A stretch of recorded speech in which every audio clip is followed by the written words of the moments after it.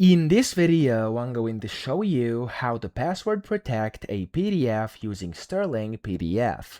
Now, the first thing you want to do on Stirling PDF, you want to go to the top right where it says Search Tools, and you want to go and type in password, okay? You could also find it over here under Document Security, and whenever you find the Add Password button, you want to click on Add Password, and you first want to add your files. So I'm going to click on Add Files, and I'm just going to use this one over here and click on Open File.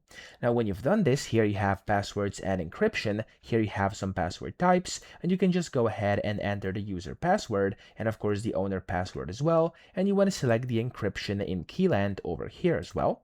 And then you can of course change the permission if you want to. You can go and prevent specific things or not, depending on what you want to achieve.